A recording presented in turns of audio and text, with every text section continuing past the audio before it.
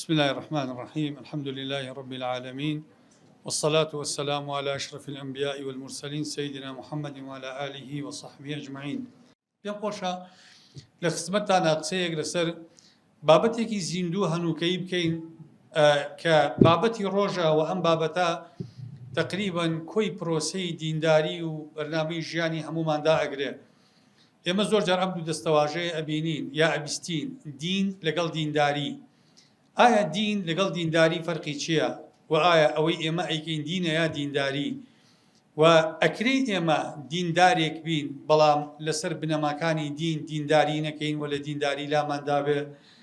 طبعاً دین بەڕێزان جەنابتان پێناسەکەی ئەزانن بریتیە لە کۆی ئەو منهەجەی کە خوای پەروەردگار دای ئەنێ یا مرۆڤێک بۆ مرۆڤەکانی دائەنێ یا مرۆڤ بۆ خۆی دائەنێ، کە ئەم منهەجەی کە پێی ئەوترێ دین پەیوەندیەکانی ئەم مرۆڤە ڕێگەخا لە بینی خۆی لەگەڵ ئەو جیهەتەی کە دینەکەی بۆ داناوە، لەگەڵ بینی خۆی و خودی خۆی و بینی خۆی لەگەڵ خەڵکانی چواردەوری، کەواتە دین ئەرکی ڕێخستنی پەیوەندیەکانی مرۆڤە. ئێستا مەکاڵین موسڵمانین، دینداری فقط ئەمەیە، پەیوەندیەکانی ئێمە لەگەڵ خوا دین ڕێکێخا، پەیوەندیەکانی ئێمە لەگەڵ خودی خۆمانە دین ڕێکێخا، پەیوەندیەکانی ئێمە لەگەڵ خەڵکانی چواردەورمانە دین ڕێکێخا. و ئێمە لەسەر ئەم بەرنامە و منهەجە دینداریمان وەرگرتووە، کەواتە وەکو عەرزم کردن کۆی پرۆسەی دینداری بریتیە لە یاسایەک کە پەیوەندیەکانی مرۆڤ ڕێگەخا.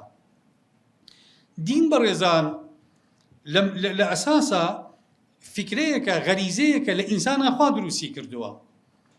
یعنی هیچ کەس ناتوانێت بێدین بێبەرنامە بژی. ئەوە قاعدەیە، یعنی لە هەموو دنیاە ئەو دینەی کە تەنزیمی ئەم عەلاقەیە ئەکا، ئینسان کائینێکە بە فیترەت حەزی لە نیزامە، بە فیترەت ئینسان حەز ئەکا یاسایەک هەبێ کە تەنزیمی پەیوەندیەکانی بکە، بەرچاوڕوونی پێ بدا، کاری بۆ بکە. بۆیە سەیرەکەی ئێمە لە هەر موجتەمەعێکە ئەگەر بێدینیش بووبین بێقانون نەبووین. لە کاتێکە قانونەکان هەمان ئەرکی دینەکانیان جێبەجێ کردو. ئێستا ماڵین یاساکانی عێراق کە هەمانە بە یاسا جۆرە و جۆرەکان، یاسای سزادانە و یاسای باری کەسێتیە و یاسای بازرگانیە و هەموو یاساکانی تر بێنە بەڕێزان ئیشیان ڕێخستنی ژیانی مرۆڤەکانە. دەوڵەتێکی عەلمانی کە ئینکار لە تەدەیون بکا، ئەی بۆچی ئەچێت نیزامێکدا ئەنێ کە شوێنی دینی بۆ ئەگرێتەوە؟ چونکە یەکەم فیترەتە تیامانە، دووەم پێویستیمان پێی هەیە بەڕێزان. یعنی ئێمە هەر چۆنێک بکەین ئەبێ دینێکمان هەبێ. کاتی خۆی قوڕەیش و سەردەمانی پێشوو خوایان نەناسیوە، بەس بتێکیان داناوە ناویان ناوە خوا، و هەموو تایبەتمەندیەکانی خوایەتیان بەم بتەداوە، لە پیرۆزی، لە پەرستن، لە خۆڕادەستکردن، لە گوێڕایەڵیکردن. باشە خۆ قوڕەیش دینی نەبوو، پەیامی نەبوو، پەرتووکی نەبوو، بەچی بتەکانی ئەتاشی؟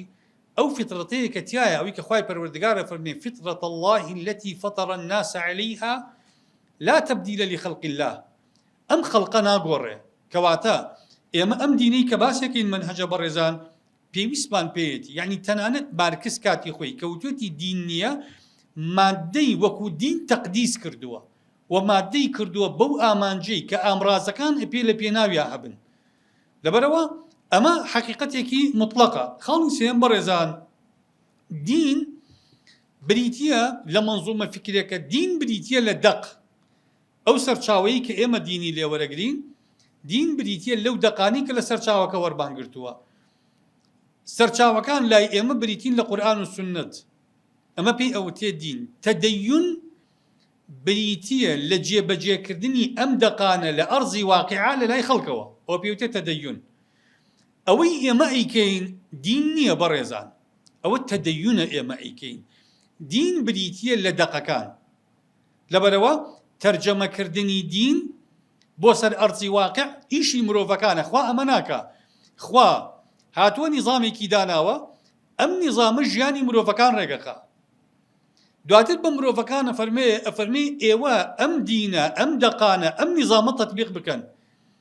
ئێمە جێبەجێکردنی دەقەکان ئەوە تەدەیونە ئێمە ئەیکەین، بەڵام ئەسڵی دین نییە. دین بەڕێزان جیاوازی لەگەڵ ئەو تەدەیونی ئێمە ئەیکەین. جیاوازەکەی چییە؟ دین وحدەی مەوزوع و مەوصوفی هەیە. يعني بۆ نمونە ئێمە هەمومان کە قورئانە خوێنینەوە کە حەدیثە خوێنینەوە سەیر دەکەین ئەم دەقانە یەک وەحدەی مۆزوعی متەناسقی هەیە کە ئێمە تەرجەمەی ئەم دەقانە ئەکەین بۆ سەر ئەرزی واقع ئەنواع و ئەشکاڵ شێواز و ڕێکار و جیاوازی پێ ئەدەین. ئێستا بۆ نمونە ئەو تەدەیینەی من و تۆ ئەیکەین ئەمە تەدەیونە. ئەو تەدەیونەی برادەرێکی سۆفی مەشرەبیش ئەیکا هەر تەدەیونە. ئەو تەدەیونەی برادەرێکی سەلەفی مەدخەلیش ئەیکا هەر تەدەیونە. ئەو تەدەیونەی برادەرێکی ئەشعەریش ئەیکا یا معتەزیلی ئەیکا هەر تەدەیونە، ئەوەی شیعیش ئەیکا هەر تەدەیونە.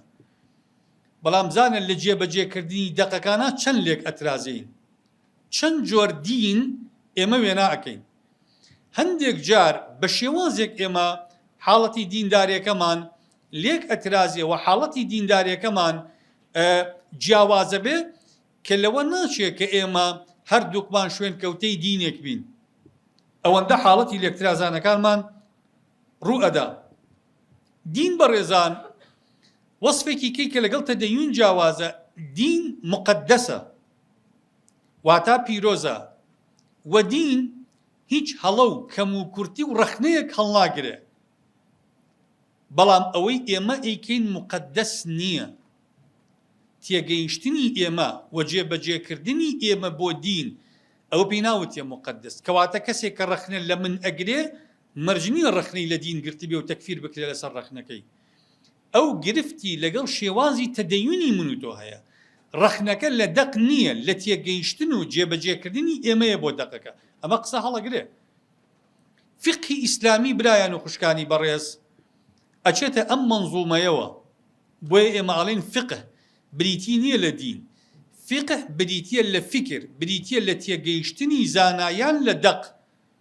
دەقەکان مقدسن، بەڵام تێگەیشتنی ئەبوو حەنیفە و شافعی و مالیک و ئەحمەد و کێوکێ ئەم تێگەیشتنانە مقدس نین. ئەگەری ڕەخنەگرتنیان هەیە و ئەگەری ئەوەیشان هەیە کە هەڵەیان کردبێ. لەبەرەوە ناکرێ قەت ئێمە تەدەیون ببینە ئاستی دین. دین بریتیە لە مەنزومە مقدسەکە، تەدەیون بریتیە لەو حاڵەتانی ئێمە تێگەیشتنی ئێمە کە ئەم تێگەیشتنی ئێمە خوشکان و برایان مقدس نییە. دین بەڕێزان بریتیە لە منظومەیەکی فکری کە دەقەکانە نەگۆڕن، ثابتن، بەڵام تێگەیشتنی ئێمە لە دین کە تەدەیونە ئیعتیادیە گۆڕانکاری بەسەرابێ.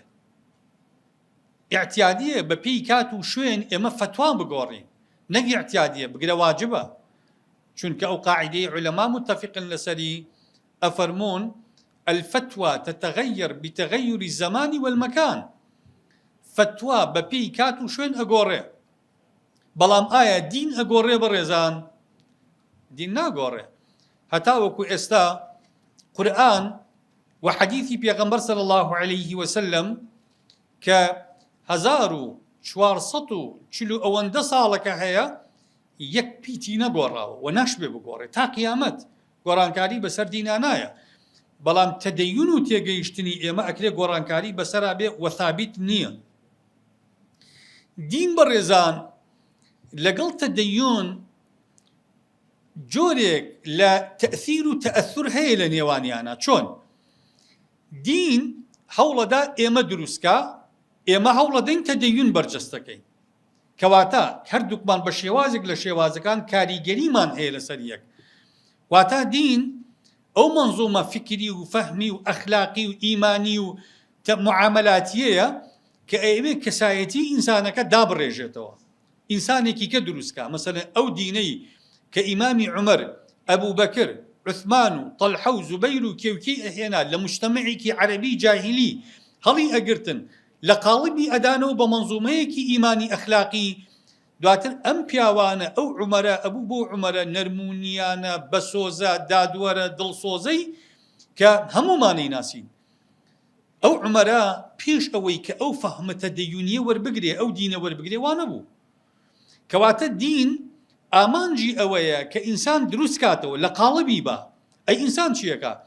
ئینسانیش محاولە ئەکا ئەم دینە بەرجەستەکە لە ئەرزی واقعە. کەواتە جۆرێک لا تأثير وتأثر هي لنيوان مانا بەڵام هەمیشە ئەوەی دین ئەیکا لە ئاراستەکردنی مرۆڤەکان کاریگەری زیاتر لەسەر مرۆڤەکان ڕاستە ئەوەی مرۆڤیش ئەیکا لە نواندن و وێناکردنی دین کاریگەری هەیە لەسەر دین بەڵام کاریگەریەکە کاریگەریەکی کاتی بەپێی کەسەکە وەک شوێنەکە و کاتەکە ئەگۆڕێ چونکە ئێستا ئێمە چەند فرقەی ضال و گومڕا دروست بوون لە تاریخی ئیسلامیا بەڕێزان لە خەواریجەکانەوە بیگرە کە یەکەم فرقە بوون تا ئەگاتە ئەو فێڕەقانی کە ئەمڕۆ دروست ئەبوون بە ناوی قورئانی بوون و بە ناوی حەداثی بوون و بەم ناوە سەید و سەبەرانەوە هەموو ئەم فێڕەقانە کە دروست بوون هیچ کامیان نەیانتوانیوە ئەلفێک دەقێکی دین بگۆڕن خۆیان گۆڕاون دۆڕاون خۆیان گۆڕاون زەرەرەومەند بوون بەڵام نەیانتوانیوە کاریگەری لەسەر ئەسڵی فکرەی دین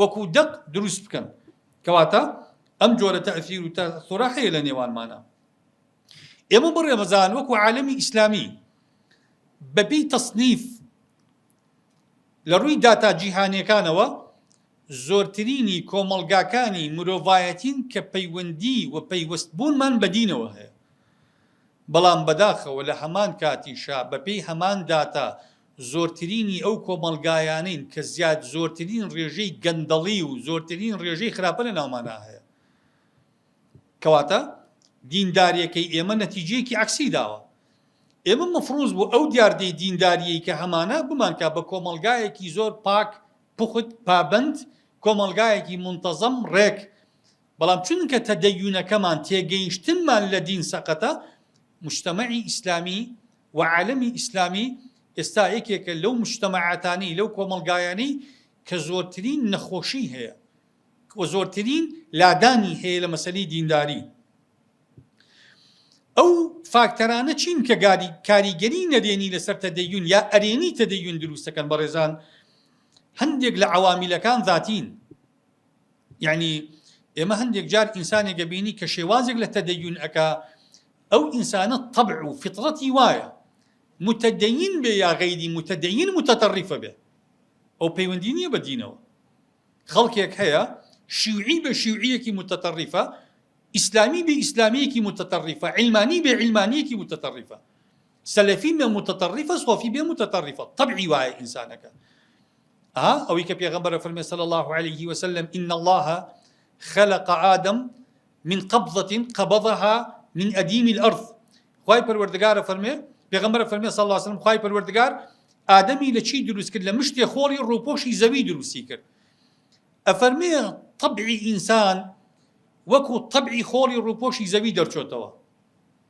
ئێستا خۆڵ هەیە بە پاچ هەڵ ناکەندێ هەیە بەدەست ئاوای لێ بکە نەرمونیانە ئەڵی کلی چاوە زیخێکی تیانیە بەردێکی تیانیە کەواتە ئێمەی هەڵشێڕاوی ئەو قوڕەی کە ڕووپۆشی زەوی بووە طەبعمان هەمان طەبعی خاکی زەوی دەرچووە هەمانە ڕەقین هەمانە نەرمین هەمانە گونجاوین ئەگەری هەڵکردنمان هەیە ئێستا گڵ هەیە بیشێلە بە هەموو سنعاتێک ئەکرێ گڵیش هەیە بە هیچ سنعاتێک ناکرێت طەبعەکەی مەعدەنەکەی کانزاکەی وایە کەواتە ڕەنگدانەوەی تەدەیونی ئێمە بەڕێزان هەندێک جار عەوامیلەکانی ذاتین ڕەنگدانەوەی کەسایەتی خۆمانە لەسەر دین ڕوئەدا کەسێکە بینی زۆر زۆر متەتەڕیف و توندڕەوە ئەوە طەبعی ذاتیەن وایە پەیوەندی بە دەقەوە نییە دەق نەیکردو بە متەتەڕیف خۆی وایە طەبعی وایە لەبەرەوە ماڵە لەسەر خۆی خێزان بەڕێزان کاریگەریەکی زۆری هەیە لەسەر تەدەیونی هەر یەکێک لە ئێمە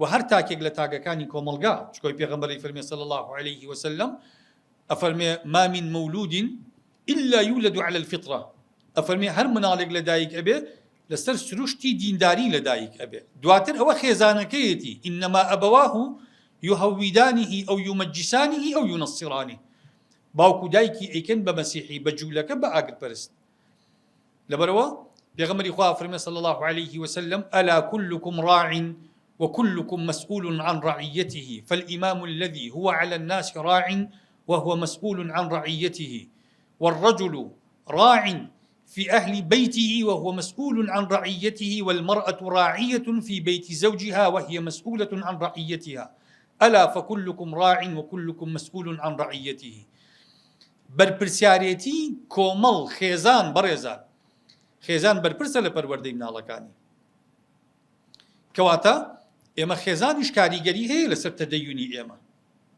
خێزان ئاراستەی مناڵەکەی ئەکا خاڵێکی تر موەسسەساتی تعلیمی دام و دەزراوە پەروەردەیەکان قوتابخانەکان پەیمانگاکانی خوێندن بەڕێزان حوجرەکان ڕێکخراوەکان ئەمانە کاریگەریان هەیە لەسەر شێوازی تێگەیشتنی مرۆڤ لە دین و ڕەنگدانەوەی دین لەسەر ئەخلاق وەڵس و کەوتی و ئینسانە کەواتە موەسسەساتی تعلیمی ئەگەر بمانوێت پەروەردە چاکەین ئەبێ دامەزراوە پەروەردەیەکان چاکەین چونکە دامەزراوە پەروەردەیەکانن ئاراستەی مرۆڤەکەن و مرۆڤ چەند لە خێزانەوە ئەخلاق وەرەگرێ ئەوەندە لەو دامەزراوانەوە ڕەوشت و بەها وەرئەگرێ و بە پێچەوانەیشەوە ژینگە بەڕێزان یەکێکی ترە لەو شتانەی کە کاریگەری لەسەر مرۆڤ دروستەکە ئینسان ئەگەر لە ژینگەیەکی باش و ژینگەیەکی دیندار و بەڕەوشتا گەورە بێ ئینسانەکە بەتەبع ئینسانێکی بەڕەوشترەچێ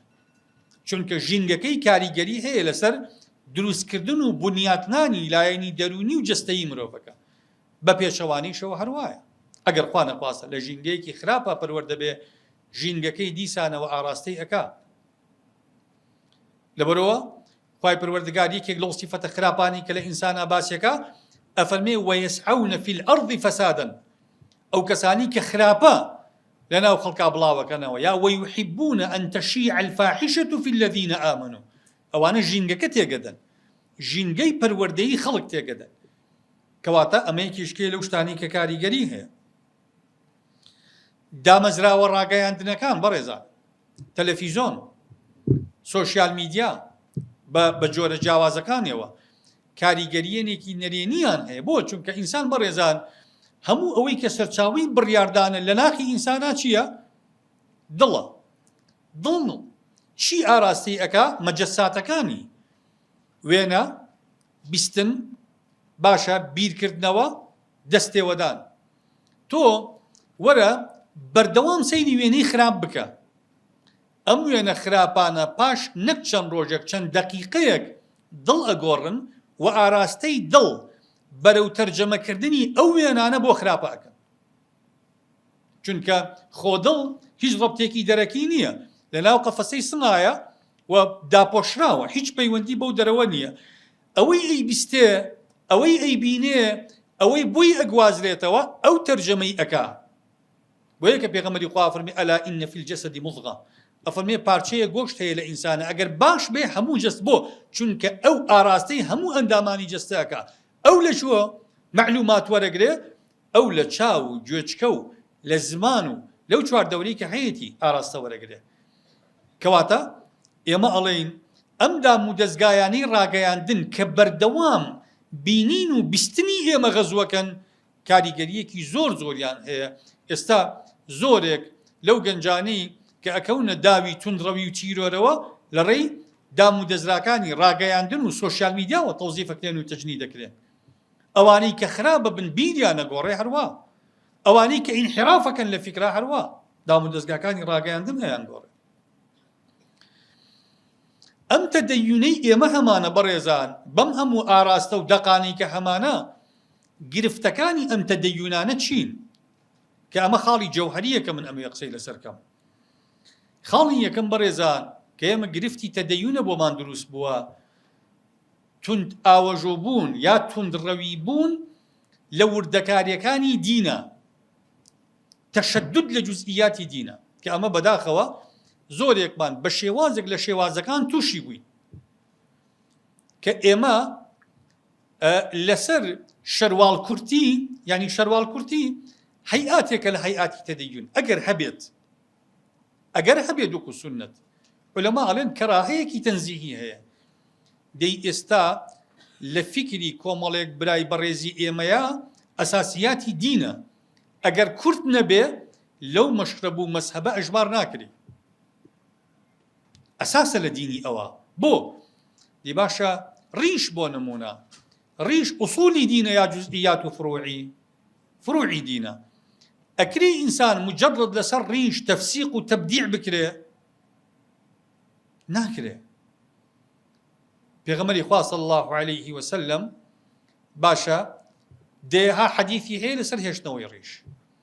علەما خلافیان شافعیەکان بۆ نمونە ئەڵێن مستحب بە هێشتنەوەی. ئێخۆ شافعیەکان لە دین ناحاڵی نەبوون، باش لە دین تێگەیشتون. ڕاستە جمهور ئەڵێن واجبە، ئەوە منتەهین لەوە. بەڵام هەندێک لە علەمای متەئەخیرینی شافعین بە واجبی نازانن. ئێمە بۆچی بیکەین بە ئەسڵی دین لە خەڵک؟ بەچە و نیقاب ئەگەر گوتمان جزئی دینن، بۆچی بە واجب بکرێ لەسەر خەڵک لە کاتێکە لە 98 دەقەکان باستەوە ناکەن کە نیقاب واجب بوو بێ. قەت پێغەمبەری خوا بە ئافرەتێکی نەبوو تۆ دەم و چاوت داپۆشە. قات و ئەسماکە ئەچێتە لای چی باسی عەورەت ئەکرێت؟ پێغەمبەری خوا فەرمێ ئافرەتێکە گەشتە تەمەنی پێگەیشتن ئەفەرمێ دەم و چاو دەستی ئەکرێ ببیندێ، زیاتر نافەرمێ ناکرێت دەم و چاوی ببیندێ. ولا مجتمعی پێغەمبەر صلی الله عليه وسلم ئافرەت منەقەبە نەبووە. بە بەڵگەی ئەوەی کە ئەم ئافرەتانە کە چوون بۆ غەزا، چوون بۆ سەرقەبران، لە بازاڕان، لە مزگەوتان ناسراونەتەوە. و سەحابا فەرمێ ژنی فڵان کەسم بینی، چاک و چۆنیم لەگەڵ کرد، مەرحەبام کرد. کەواتە قسەکە لەسەر ئەوەی ئێمە ناڵین ئەمانە نەبن، بەس ئەڵین ئێمە هەر شتێک بەقەدەر خۆی گرنگی پێ بدرێ. خوشکان و برایان، جزئی دین نەکرێ بە ئەساس لە خەڵک. ئەمەیەکێکە کە لە ئافاتی تەدەیون پەنجە جوڵان، باشە شێوازی دەستگرتن لە نوێژە، دەرکردنی زەکاتی سەرفترە بە عینی ماڵ بێ یا بە نەقد، ئەمانە جزئیاتی دینن. گرنگ ئەوەی ئێمە متتەفقین کەسەکە زەکات دەدا بڵێ، ئەمە زۆر باشە. بەچی بیدا جزئە، کول نییە. بە هەرچی بیدا خوای گەورە قبوڵێکە. ئەم تەشەدودە لە جزئیاتە کارێکی خراپە. دووەم، گرنگیدان بە ڕووپۆشی مرۆڤەکان و ئیهمالکردنی ناواخنی مرۆڤەکان. ئەمەیەکێکی ترە لە ئافەت لە بەڵاکانی تەدەیون. ئێمە بەس مەزهەرمان دیندارانە بێت، جەوهەرمان دیندارانە نەبێت. غەیبەت کەبائیرە بەڕێزان. علەما متتەفقن لەسەوەی غەیبەت کەبائیرە. غەیبەت لە مەزهەری ئینسانە ڕەنگدانەوەی نییە. باشە غەیبەت و سافیرەبوون چ فەرقێکی هەیە؟ لە ڕووی ئەوەی کە هەردووکیان کەبائیری ذنوبن. دەی ئێمە خەڵکمان هەیە سەری زمان و بنی زمانی قسەوتنە بە موسڵمانان. لەو لایشەوە سەرکۆنی ئافرەتێکەکە لەبەرەوەی کە جلوبەرگ و پۆشاکەکانی وەکو پێویست پۆشتە نییە. من ناڵێم ئەوەیان باشە، ئەوەش زۆر خراپە، کەبائیرە من گوتم. بەڵام من ئەڵێم ئەی ئەم برا بەڕێزەی کە خۆی پێی وایە دیندار و خواناسە، ئەم هەموو غەیبەت و بوختان و سەرکۆنەکردنی موسڵمانان و قسەوتن بە موسڵمانانی لە چی؟ ئەی تو ئەگەر دینداری مەگەر ئەم دوانە پێوەرەکانی دین بەڕێزان، مەگەر دین بەس لەسەر ڕووکەش قسەکە، یا مەفرۆزە ئینسان ظاهیر و باتینی وەکێک وابێ لە دینداریە. مەفرۆزە وەکێک وابێ. ئەم ظاهیر و باتینە کە لێگەترازێن، ئەمە بەڵایە ڕووی لە دینداریەکەی ئەمی بەڕێزە کردووە. کەواتە ئێمە کوی دەقەکان قسە لەسەر چی ئەکەن؟ قسە لەسەر دڵ ئەکەن. إلا من أتى الله بقلب سليم. باشا فإنها لا تعمى الأبصار ولكن تعمى القلوب التي في الصدور. أفلا يتدبرون القرآن أم على قلوب أقفالها. بلاك دڵە بەڕێزان، گرنگی بین بە دڵمان پاکەینەوە لە ڕق، لە بوغز، لە خراپە، لە هەموو شتێک کە لەگەڵ دینێک ناکاتەوە. ئەوە جەوهەری مرۆڤەکانە، نەک ڕووکەشی مرۆڤەکان. کابرایەک ئەسحابی پێغەمبەر بوو صلی الله عليه وسلم، علەما ئەڵێن زیاتر لە 50 جار عارەقی خواردبەوە، جارێکیان هێنایان سەرخۆش بوو. ئەمە لە لای ئێمە هەر کەسێکمان ئاوا کەسێک ببینین چۆن حکمی دەین؟ سەحابەیە کە بینی ئەم پیاوە سەرخۆشە، گوتی اللهم لعنه، گوتی بەر نەفرەتی خواکەوێ. ئەمە چەند جار عارەقی خواردەوە. پێغەمبەری خوا فەرمی لا تلعنه، فەرمی لعنەتی لێ مەکە، إنه رجل يحب الله ورسوله. ئەو پیاوە خوا و پێغەمبەری خۆشەوێ، با عارەق بخواتەوە. کەواتە پێغەمبەری خوا صلی الله عليه وسلم دڵی ئەم پیاوە ئەزانەیە کە ئەم پیاوە لە دڵا ئیماندارە، ئەم فعلەی خراپە، بەڵام لە بازنەی دین نایکاتە دەرەوە و شایەنی ئەوەی لاکا کە ئینسان لعنەتی لێ بکە. بڵێ بە نەفرەت بی. ئێمە ئێستا بەڕێزان ئەگەر تووشی خەڵکێکی ئاوابین هەڵوێستمان چییە بێ؟ ئافرەتێک زینای کردم، سزایدا لەسەر زیناکەی. خالید ئەو سەحابە بەڕێزەی قسەی پێگوت لەو کاتی کە سزایە نەدا. پێغەمبەری خوا صلی الله عليه وسلم فەرمی قسەی پێ مەڵێ فوالله لقد تابت توبة لو قسمت بين أهل المدينة لوسعتهم. فەرمی سوێن بەخوا ئەو خوشکە تەوبەیەکی کردووە نەک بۆ خۆی دابەشی بکە بەسەر هەموو ئەهلی مەدینە بە منافق و بە جوولەکە و بە موسڵمانیەوە ئەو تەوبەیە بەو تەوبەیە خوا لە هەمیان خۆشە بێت. خاڵێکی تر بەڕێزان پابەندبوونی حرفی بە دەقەکانی دینەوە. یعنی ئێمە هەندێک گەنجی بەڕێزمان هەیە ئیحتیمامەدا بە مەزهەری دەقەکە، چۆن ئیحتیمامەدا بە مەزهەری جەوهەری دەقەکە لێ ناپێچێتەوە کە ئێمە دین بریتیە لە مەقاصد. هەر دەقێک ئەو مەبەستەی کە پێکا بووی هاتووە ئەو دەقە لە جێی خۆیەتی، مەبەستەکەی نێ پێکا حکمی دەقەکە کرێ بگۆڕێ. پێغەمبەری خوا صلی الله عليه وسلم نەیفەرموو من جر ثوبه خيلاء فهو في النار، نەیفەرموو ما أسفل الكعبين فهو في النار، فەرمی ئەوەی لە خوار قولە پێوە بێ لە ئاگرایە. نەیفەرموو ئەوەی جلەکەی بە دوای خۆیان ڕابکێشێ کیبری هەبێ لە ئاگرایە. ئەبوو بەکر گوتی ئەی پێغەمبەری خوا من جلەکانم شۆڕە بنەوە هەڵی ئەکەم. پێغەمبەری خوا فەرمی چی ئینەکە لەستە ممن یەجر ثوبه خیلاء، فەرمی تۆ ئەو کەسە نیت ئەی ئەبوو بەکر کە بۆ لووتبەرزی جلەکانت شۆڕە بێتەوە. کەواتە ئەم حکمە بۆ کەسێکە کە بەم مەبەستە بەکاری دێنێ. ئەبوو بەکر ئەم مەقسەدەی نییە حکمەکە ئەو ناگرێتەوە. لەبەرەوە ئیشکردن لەسەر مەقاسیدی نەس نەک حرفی بوونی نەس. ئێمە ئێستا گرفتی گەورەمان ئەوەیە بەڕێزێک حەدیثێک ئاەتێک ئەبینی ڕێک ئەیدا بە تەنگی توێ ئەوەی خواوە ئەفەرمێ کاکە ئەم ئاەتانە ومن لم يحكم بما أنزل الله فأولئك هم الكافرون، ئەمە یەک دەقەل لە چەند وشەیەک، بەڵام ئەمە یەک عالەمە لە ئەحکام. ئایا هەر کەسێک کە حکم بە غەیری ئەوە ناکە کە خوا ناردوێتی کافر ئەبێ بەم دەقە؟ ئەم کوفرە کوفری حەقیقیە یا مەجازیە؟ و ئەم کوفرە بەپێی حکمی وحاڵی ئەو خەڵکانی کە تەطبیقی نەسەکە ناکەن ئەگۆڕێ یا ناگۆڕێ؟ ناکرێ ئێمە بەڕێزان لە ڕوانگەی یەک دەقەوە حکم بدەین بەسەر ژیانی خەڵک و بەسەر ئاکاری خەڵکە. یەکێکی تر لە ئافەتەکان بەڕێزان ئەوەیە بە سیاسەتکردنی دین، تەسییسی دین، واتە بەکارهێنانی ئاین وەک ئامڕازێک بۆ ئامانجێکی سیاسی. ئێمە زۆر کات لۆمەی خەڵکانی ناسیۆنالیست و نەتەوە پەرست دەکەین بەوەی کە ئەوانە پرسی نەتەوە وەک پرسێکی ڕەوا بەکاریان هێناوە بە ئامانجی بازرگانیکردن بەسەر ژیانی میلەتان و نەتەوەکانیانەوە.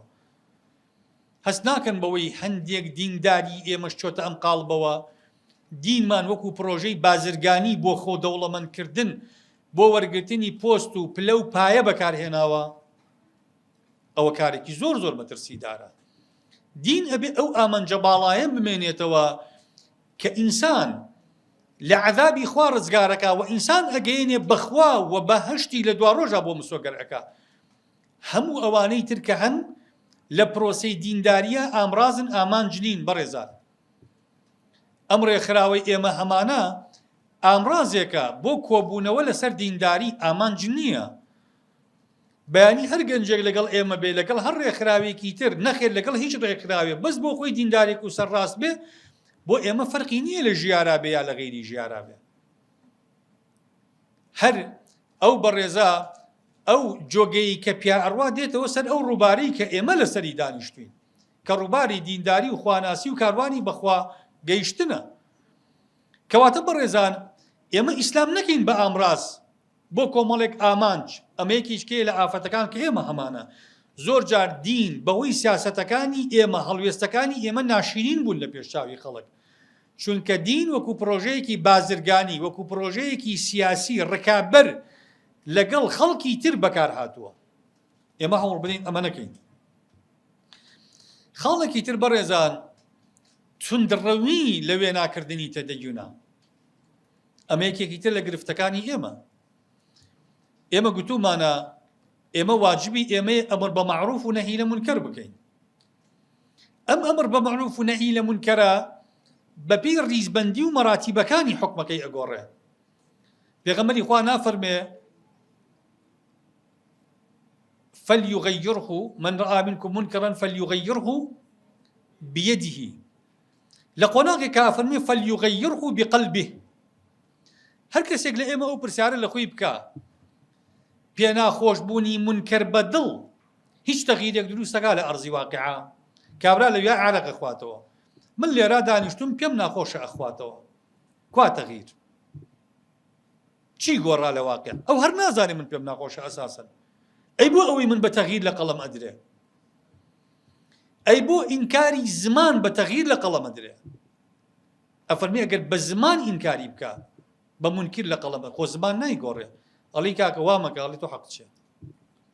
ئەم قسەی کە من کردم تەغییری منکەرە و واجبە شەرعیەکە لەسەر من لا ئەبا. ئیتر بۆچی ئەبێ ئینکاری منکر بگاتە سەر بڕینی خەڵک و کوشتنی خەڵک؟ چۆن ئەوە ئینکاری منکەرە؟ مسلمان دەستی بچێتە خوێنی مسلمان بە بیانووی ئەوەی ئەم مسلمانە پابند نییە بە هەندێک ئەحکامی شەرعەوە یا لە هەندێک ئەحکامی شەرعە لادانی هەیە.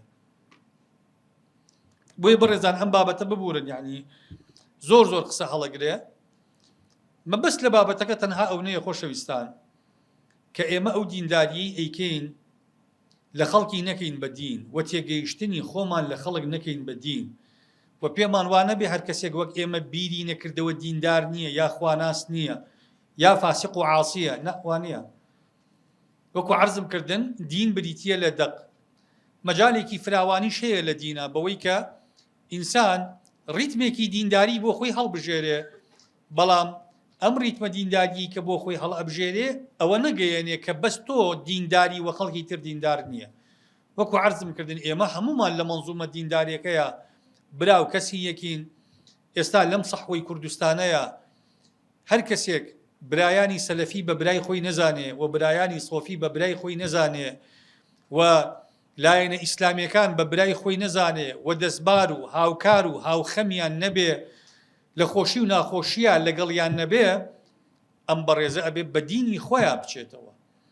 و هەر کەسێکیش لە پرۆژە دەعەوی و بانخوازیەکەیە بەڕێزان، هەر کەسێک لەو دنیاە بەدەر بزانێت لە پرۆژە دەعەوی و بانخوازیەکەی خۆی ئەوە دیسانەوە بە هەڵە تێگەیشتنە.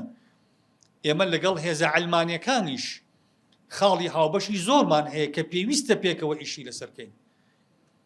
ئەخلاق، پاراستنی تاک، کۆمەڵگا کە ئەمانە خەمی هەمومانە، بڵاو نەبوونەوەی مادەی هۆشبەر، پاراستنی شکۆی خێزان، بڵاو نەبوونەوەی خراپە خەمی هەمومانە. بەڕێزان تەنها بە ئێمەی بازرگەی فکری ئیسلامی کار بەجێ نایە و پرۆژەکان سەر ناگرن. بە هەزارەها خەڵکی چاکساز و موسلیح لە ڕیزی خەڵکی عەلمانیە هەیە کە وەکو من و تۆ دیندارە، ئێشی پێ ئەگا بە خراپە و حەریسیشە لەسەرەوەی کە خەڵک باش بێ. لە دەستگاکانی ئاسایشە، لە دژە تیرۆرە، لە زانیاریە، لە پاراستنە، لە کۆمیتە و لق و ناوچە و لە هەموو شوێنەکانە هاوکاریکردنی ئەو خەڵکانە و پێکەوە بوون. بۆ چونکە ئەمە پێکەوە بوونەکە لەسەر مەشروعی خەیر. پێغەمبەری خوا صلی الله علیه وسلم کە بەشداری حلفی فضولی کرد بەر لە پێغەمبەرایەتی، لە پێغەمبەرایەتیشا فەرمی ئەگەر بانگ بکرێن بۆ حلفێکی ئاوا لەگەڵ سەرانێکی بێدینی وەکو قوڕەیش، فەرمی ئەچم لەگەڵیان و هاوپەیمانی ژەکەم. بۆ لە پێناو ئەوەی ئەو حلفە لەسەر پاراستن و دیفاعکردن بوو لەسەر خەڵکی مەزلوم. ئیسلام بەم تێگەیشتنە فراوانە بەڕێزان ئێمە تێی بگەین، بە تایبەتی ئێوە گەنجن. یعنی ئێمە ئافەتی گەورەمان لە دینداریە هەیە بەداخەوە ئەمڕۆ، ئافەتی لێکتر خوێندن، ئافەتی سەرقاڵبوون بە یەکەوە، ئافەتی ئەوەی کە ئێمە زۆر جار دەعوە و دینداریەکەمان لەبیر ئەبەنەوە بە سەرقاڵکردنمان بە یەکترەوە. ئەشاعیرە بە ئەهلی ئەثەرەوە، ئەهلی ئەثەر بە ئەشاعیرەوە. زیندووکردنەوەی خلافاتێک کە 1000 ساڵ لەمەوە پێش ڕووی داوە و ئەثەری نەماوە، ئێستا بین سەرقاڵی خەڵک بکەین بەم بابەتانەوە. ئەو عیبادەتە جوانانی کە هەمانە خەڵک سەرقاڵ بکەین بە فەلسەفە و بە جوزئیاتەکانەوە، خەڵک سەرقاڵ نەکەین بەوەی کە لە فەلسەفی عیبادەتەکە ئەو نە خەڵکمان سەرقاڵ کردو بەوەی چۆن پەنجە ئەجوڵێنێ و چۆن دەست ئەگرێ و چۆن ڕکوع ئەبا، کابرا ئیسفادە لە ڕۆحی نوێژەکەی وەرناگرێ کە بەخوای ئەگەیەنێ. ئەو نەمان خەڵک سەرقاڵ کردووە بەوەی زەکاتی سەرفترەکەی بەپارە بیدا یا بە هەرچی کە بیدا، کابرا ئاگەی لە قستی سەرفترەکە نییە بەوەی تێرکردنی حاجی فەقیرە ئەگەڕێ بە شوێن برنج و ڕۆن و شەکر و چی بیری چۆتەوە بەوەی کە کاکە پێداویستەکانی فەقیرەکان بادابینکەین ئێمە لەم کاتانەیە. من کاتی خۆم زیاتر بەڕێزان دووبارە سوپاس بۆ هەموو لایەک. والسلام عليكم ورحمة الله وبركاته. سربرز من دستان خوش وبرزان.